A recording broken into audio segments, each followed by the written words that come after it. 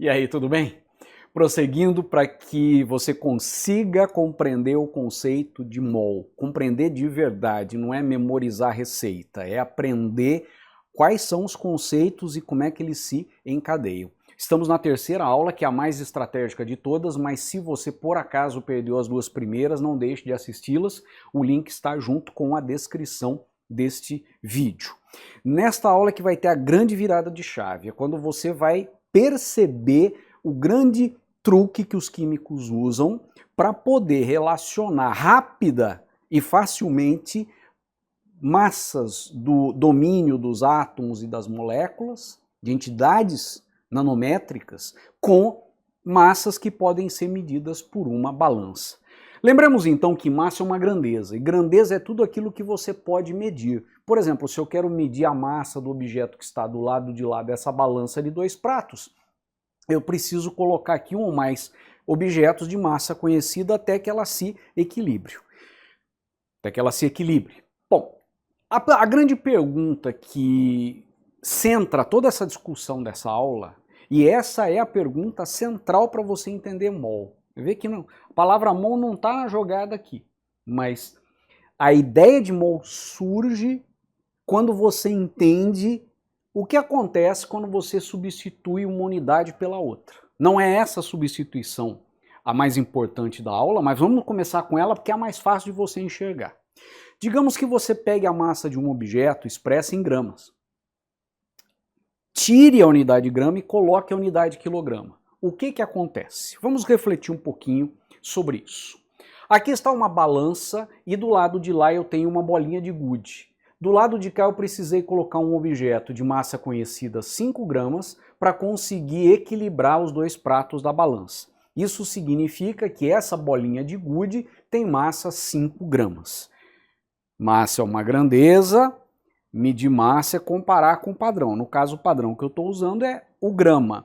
E eu precisei de um objeto que tem massa 5 vezes a massa de 1 grama para equilibrar e, portanto, eu sei qual é a massa da bolinha.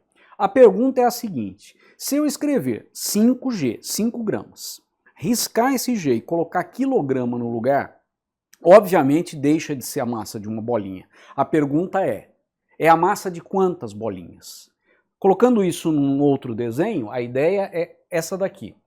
Se eu colocar, em vez de 1 grama desse lado, um objeto conhecido, de massa conhecida, 5 gramas, a pergunta é quantas bolinhas de gude iguais àquela eu preciso colocar do outro lado para equilibrar a balança?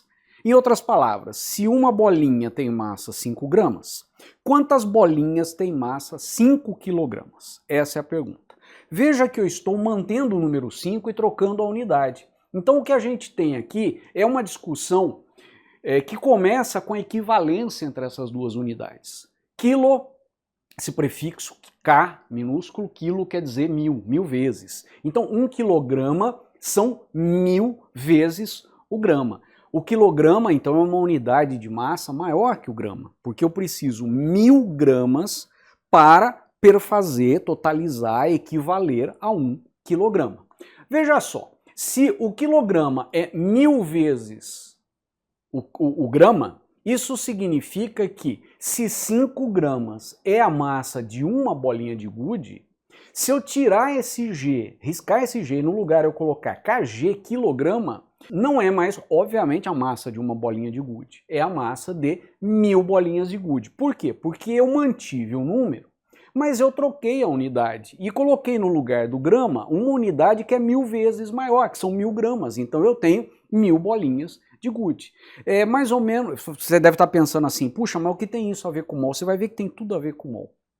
E como eu falei, esta é a aula talvez mais importante da sequência, porque é nela que tem a grande sacada para você entender mol. Pense na sua massa. Você foi à farmácia, subiu na balança, olhou sua massa, ali está expressa em quilogramas. Se você riscar o quilograma e colocar tonelada, não deixa de ser a massa de uma pessoa igual a você, passa a ser a massa de muitas pessoas iguais a você. Se você riscar quilograma e colocar miligrama, micrograma, nanograma, passa a ser uma massa menor. Então, trocando a unidade, a gente deixa de ter a mesma massa, a gente passa a ter uma outra unidade. Note que eu não estou falando de converter unidade. Eu estou especulando, eu estou pensando aqui junto com você que acontece quando eu mantenho o número, por exemplo, 5, e troco a unidade, por exemplo, por uma unidade maior, que é o que aconteceu aqui. Se uma bola tem massa 5 gramas, 1000 bolas iguais a essa vão ter massa 5 quilogramas. Note que do desenho anterior, vamos voltar nele, ó, desse desenho para esse desenho, o que eu fiz? Eu multipliquei por 1000 a massa que está naquele prato e multipliquei por 1000 a massa que está nesse prato. E se eu riscar grama e colocar tonelada? Tonelada é uma unidade maior ainda que o quilograma. Veja, a tonelada, ela é 10 a sexta vezes o grama. Não é 1000, aqui é 1 milhão, né? 1 com 6 zeros, 1 milhão de gramas. A tonelada é 1 milhão de gramas, ou 1000 quilogramas. 10 a sexta gramas. Eu estou falando que a tonelada, ela é uma unidade 10 a sexta vezes, 1 milhão de vezes maior que o grama. Então, se 5 gramas é a massa de uma bolinha, se eu riscar esse grama e colocar tonelada no lugar, T, eu passo a ter a massa de 1 milhão de bolinhas, 10 a sexta bolinhas de gude. Então, você percebeu que de grama para quilograma, eu passo a ter 1000 vezes a massa inicial, de grama para tonelada eu passo a ter 10 a sexta vezes e assim por diante. Se eu fizer qualquer tipo de substituição, eu preciso pensar na equivalência das unidades. E agora, o que interessa isso para a química? Aqui que rufem os tambores, aqui está o ponto central. É aqui que surge a ideia mais importante dessa sequência de aulas. Lá vai. Vá à tabela periódica, escolha um elemento qualquer e observe a sua massa atômica. Lembre-se das aulas anteriores que essa massa atômica está expressa em unidade de massa atômica, cujo símbolo é U. Escolha um elemento, de um elemento qualquer. Ah, escolheu o alumínio? Muito bem escolhido. O alumínio tem massa atômica 27U, o que significa que um átomo de alumínio tem essa massa. Bom, qual é a equivalência entre grama e U? E por que eu estou falando isso? Porque eu quero chegar na seguinte pergunta. Se eu tenho 27U como massa do átomo de alumínio, se eu tirar esse U e colocar grama no lugar, eu não tenho mais a massa de um único átomo, eu tenho a massa de muitos átomos, eu quero saber quantos são. Então vamos partir dessa equivalência. Para totalizar 1 grama, eu preciso 600 sextilhões de unidades de massa atômica. Se você achou estranho que eu falei 600 sextilhões, volta na aula anterior, onde a gente discutiu essa equivalência aqui. Isso quer dizer então que o grama é 600 sextilhões de vezes a unidade de massa atômica. Qual unidade é maior? O grama é muito maior. Por quê? Porque eu preciso reunir 600 sextilhões de unidades de massa atômica para totalizar, para perfazer, para equivaler a 1 grama. E o grama é uma massa muito pequena. Se você tem ali algumas ervilhas, 2, 3 ervilhas, ali você já tem uma massa de 1 grama. Bom, 27U, como a gente viu agora há pouco na tabela periódica, é a massa de um único átomo de alumínio. Se eu tirar esse U e colocar grama, o que acontece? Eu troquei essa unidade por uma unidade que é 600 sextilhões de vezes maior. Portanto, não é mais a massa de um átomo, agora é a massa de 6 vezes 10 a 23 átomos de alumínio, 600 sextilhões de átomos de alumínio. Percebeu? Vamos colocar isso de novo de uma forma mais esquemática. Aqui está a forma esquemática. Vou substituir U por G sem mexer no número. Que fique bem claro, vou repetir mais uma vez que eu não estou fazendo aqui conversão de unidade. Não é essa a ideia que está em jogo. A ideia que está em jogo é a seguinte: eu estou pensando com você o que acontece se eu pego uma massa do reino dos átomos, das moléculas, quer dizer, das coisas muito pequenas, e essa massa está expressa em U. O que acontece se eu riscar essa massa e no lugar, essa unidade de massa, e colocar no lugar grama? O que eu passo a ter é uma massa que não é mais de um átomo. Eu troquei essa unidade por uma unidade que é 600 sextilhões de vezes maior. Então eu posso fazer uma generalização aqui. Se eu tenho a massa de uma entidade, o que significa entidade? Entidade é aquilo que existe. Ente ou entidade é aquilo que tem existência. No caso, entidade é um átomo, mas já já a gente vai alastrar essa ideia, avançar com essa ideia para moléculas, íons, plá, plá, plá, plá, plá, plá. A gente pode falar de outras, prótons, nêutrons, etc. Eu deixo de ter a massa de uma entidade e passo a ter a massa de 600 sextilhões de entidades. O que mudaria se não fosse um átomo de alumínio nessa jogada? Se fosse um outro átomo? Aqui eu teria um outro valor em vez de 27. Por exemplo, se fosse cloro, 35,5 U. Eu manteria o 35,5, colocaria grama no lugar de U e passaria a ter a massa de 6 vezes 10 a 23 átomos e assim por diante. Então agora, vamos ao que interessa. Por que as pessoas têm dificuldade quando se trata de mol? A verdadeira dificuldade está no contexto em que a coisa acontece. Existem casos onde é muito importante trabalhar com mol.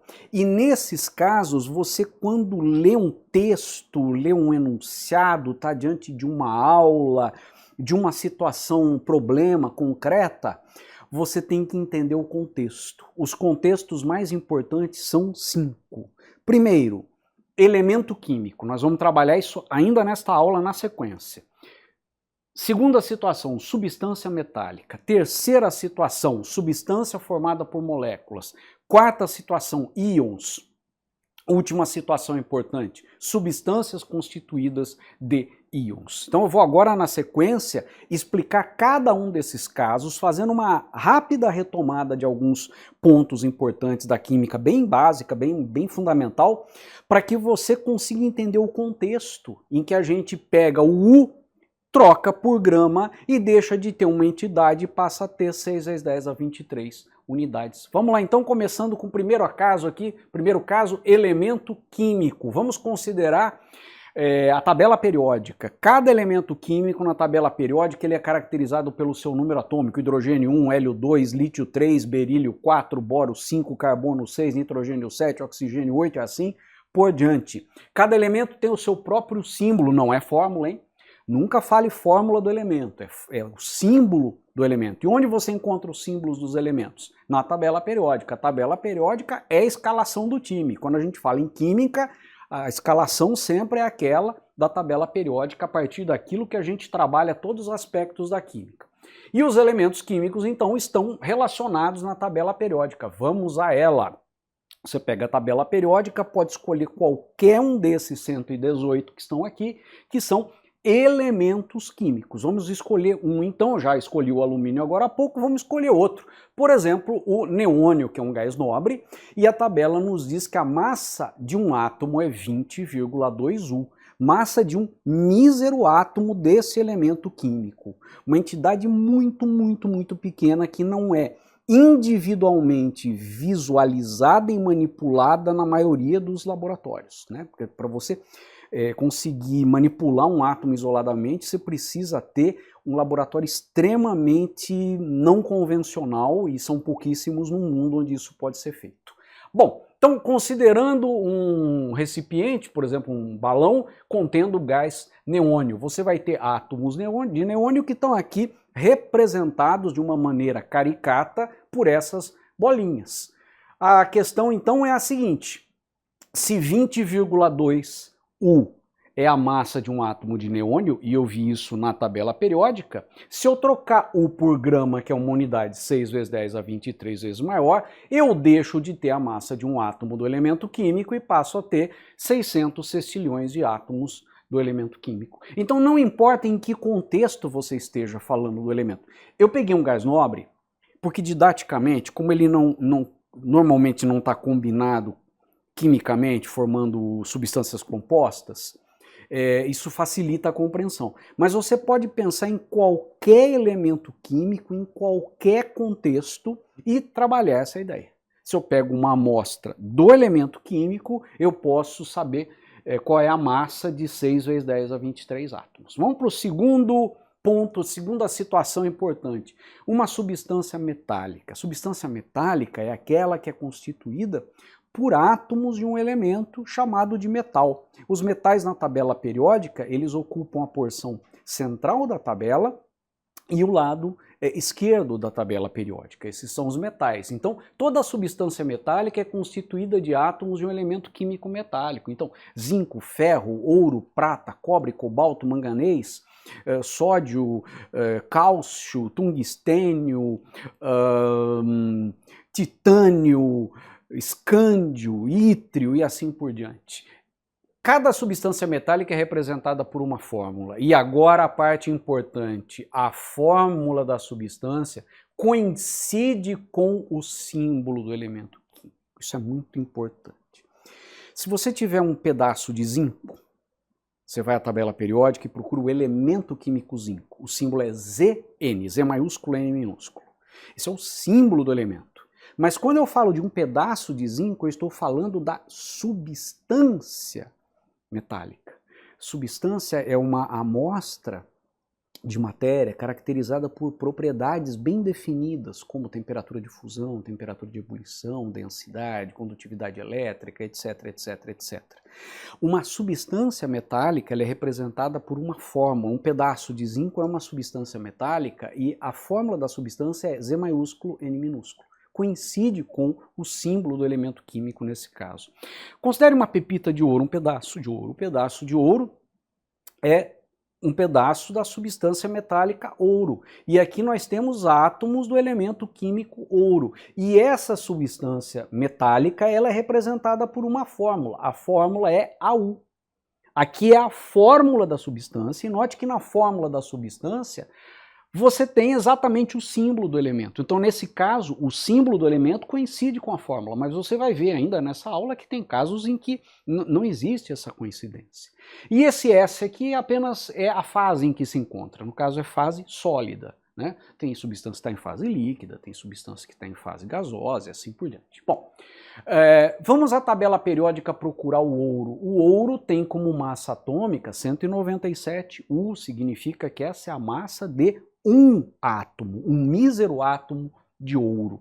Se eu tenho essa como a massa do ouro, se eu tirar o U e colocar grama, substituir a unidade de massa atômica por outra, que é o grama, 6 vezes 10 a 23 vezes maior. Então isso deixa de ser a massa de um átomo de ouro e passa a ser a massa de 600 sextilhões de átomos de ouro. Você vai falar, Canto, mas não é a mesma coisa que você já fez com o alumínio e com o neônio? Eu vou responder, quer dizer, quando você trabalha com elemento químico, ou trabalha, por exemplo, com substância metálica, que é o caso, por exemplo, aqui do ouro ou o caso do alumínio, que a gente viu também nessa aula, você está trabalhando com uma substância que é formada só por aquele elemento químico e é exatamente mais do mesmo.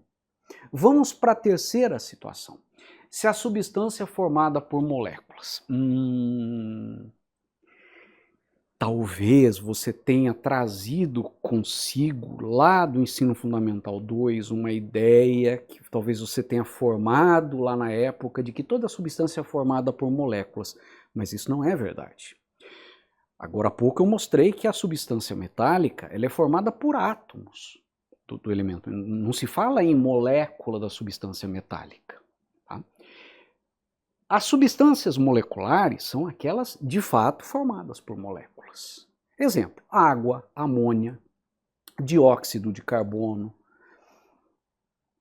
sacarose, glicose, etanol, que é o álcool comum, etc. Tem gás nitrogênio, gás oxigênio, gás hidrogênio, os aminoácidos, as proteínas, são todas substâncias de natureza molecular. Vamos considerar o caso da água, por exemplo.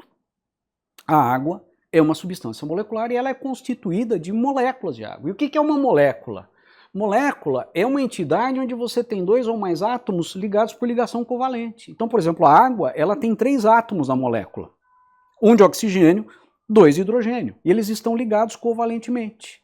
E essa entidade, chamada molécula, ela é representada por uma fórmula, que a gente chama de fórmula molecular, a fórmula que expressa a composição da molécula. Esta fórmula, ela nos diz quais são os átomos presentes, de que elementos químicos são esses átomos e quantos são. Então, por exemplo, se eu represento a água como H2O, eu estou usando uma fórmula. Você está ligado que na tabela periódica você não encontra H2O, porque H2O É uma fórmula de uma substância. E na tabela periódica você encontra o que mesmo? Símbolos de elementos. Então, considere um copo de água. Esse copo de água é constituído por zilhões de moléculas, aqui representadas de uma maneira caricatural por essas entidades, onde o átomo de oxigênio está representado por uma esfera vermelha e os átomos de hidrogênio por esferas na cor cinza. Então eu tenho moléculas H2O. H2O porque esta é a fórmula molecular que representa a água. Esse L aqui quer dizer fase líquida, tá? Esse L não faz parte da fórmula. A fórmula é H2O. Então, bem entendido. Primeira situação da aula. Tem situações em que você está trabalhando com elementos. Tem situações, segundo passo, em que você está trabalhando com coisas metálicas, né? Por exemplo, um prego de ferro, um fio de cobre, uma joia, um pedaço de ouro, um pedaço de prata e assim por diante. E a terceira situação, situações na química que você está trabalhando com etanol, com amônia, com gás carbônico, água, etc., que são formados por moléculas. E aí, quando eu falo da massa da molécula, eu estou me referindo a uma entidade, a massa da molécula, que eu posso calcular indo na tabela periódica. Claro que eu não vou encontrar na tabela periódica a água, mas eu vou encontrar os elementos químicos que constituem a água. A água é constituída de oxigênio e de hidrogênio. A massa de um átomo de oxigênio é 16U, grava aí. E a massa de um átomo de hidrogênio, 1U, grava aí momentaneamente para a gente poder fazer o seguinte cálculo. A substância molecular água, e aqui eu tenho um desenho que a gente chama de modelo molecular, é um modelo molecular que representa a água. Este modelo molecular nos mostra que na molécula temos 2 átomos de hidrogênio, cada um de massa 1U. E um átomo de oxigênio de massa 16U. Se você somar isso, dá 18U. Esse 18U é a massa molecular da água. Então, o que é massa molecular? Massa molecular é a massa de uma molécula da substância. É claro que depende da fórmula molecular para você poder calcular. No caso, eu peguei a fórmula H2O e a tabela periódica e fiz esse cálculo. Se eu te fornecer NH3, CO2, HNO3, C6H12O6, qualquer fórmula molecular, você tem como fazer exatamente o mesmo raciocínio, tem como replicar esse raciocínio. E eu espero que você esteja compreendendo. E agora vamos pegar esse 18U e trabalhar a partir dele. Se 18U tem o U substituído por grama, deixa de ser a massa de uma mísera, de uma simples molécula, passa a ser a massa de 600 sextilhões de moléculas. Então aqui mudou o discurso. Antes estava escrito átomo e átomos, agora eu estou falando de massa de uma molécula e massa de 600 sextilhões de moléculas. Então você percebeu que eu posso usar essa ideia para átomos, posso usar para moléculas e posso usar para qualquer outra entidade desse domínio atômico molecular. Então a próxima situação importante são os íons. Íons, eles são átomos que têm carga elétrica, ou conjuntos de átomos que têm carga elétrica. Então quando um átomo ou um conjunto de átomos tem uma carga elétrica que não é nula, ou seja, tem uma carga elétrica que é positiva ou negativa, nós chamamos isso de íon. Se o íon tem uma carga positiva, ou 2 cargas positivas, ou qualquer número de cargas positivas, ele é chamado de cátion. Se ele tem carga negativa, ele é chamado de ânion. Todo íon é representado por uma fórmula. E nesta fórmula, quem estará lá? O símbolo de um ou mais elementos, porque são os símbolos que são usados para representar as fórmulas. E a fórmula do íon vai expressar a composição e a carga elétrica. Eu vou mostrar agora para você 2 exemplos para isso ficar claro. Eu vou pegar um exemplo de um cátion e vou pegar um exemplo de um ânion, quer dizer, de um íon positivo e do íon negativo. Vamos à tabela periódica. Na tabela periódica, eu de novo pego o alumínio, cujo átomo tem massa 27U, e vou agora escolher o selênio, cujo átomo tem massa 79U. Isto significa que 27U é a massa de um átomo de alumínio, 79U é a massa de um átomo de selênio, e agora vamos pegar esse alumínio e pensar na seguinte situação. Em muitos compostos, o átomo de alumínio aparece com 3 elétrons a menos. Quer dizer, ele perdeu, em tese, se você comparar com o átomo neutro, ele perdeu 3 elétrons. O que muda na massa dele para efeitos práticos? Resposta: nada. Quando o alumínio perde 3 elétrons e se transforma num íon positivo, um cátion alumínio 3+, quando eu aprendi a escrever mais 3, eu sugiro que você se habitue com a representação moderna. A gente põe primeiro o número, depois a carga. 3+, quer dizer, 3 cargas positivas, né? Se fosse 2 positivas, seria 2+, e assim por diante. Bom, note que a massa é a mesma, e aí muitas pessoas não conseguem entender isso. Eu posso fazer uma analogia, uma comparação. Digamos que você subiu na balança e viu a sua massa. E você notou que no seu ombro tinham 3 fios de cabelo que estavam caídos aqui. Você pegou os 3 fios e jogou no chão. Olhando para a massa não se altera. Não quer dizer que a massa sobre a balança antes e depois é exatamente a mesma, porque de fato cada um dos fios que você tirou tem massa.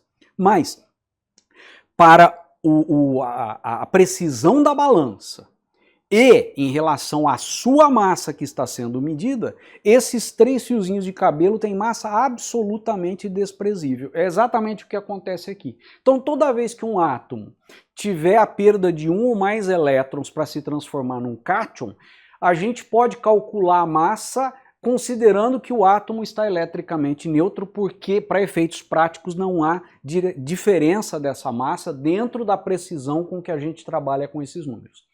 O selênio, em certas circunstâncias, ele aparece como um ânion, como selênio 2-. Isso significa que o selênio recebeu 2 elétrons. Pela mesma razão, quando um átomo recebe elétrons, isso é completamente irrelevante para a variação de massa. Então, como é que você determina a massa de um íon? Seja ele positivo, seja ele negativo. Você vai simplesmente pegar a massa dos átomos que constituem esse íon. Vamos pegar o selênio aqui como exemplo.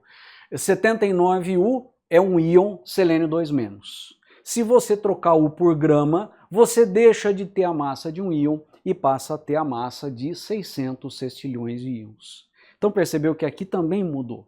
A gente trabalhou com átomos, depois com moléculas e agora com íons. E a gente pode fazer isso em muitas situações, mas como eu disse, tem 5 situações importantes. E é por isso que tem que conhecer, porque a hora que você lê um enunciado, por exemplo, você tem que usar sua capacidade intelectiva para se situar. Vamos para a 5ª situação. É quando uma substância é constituída de íons.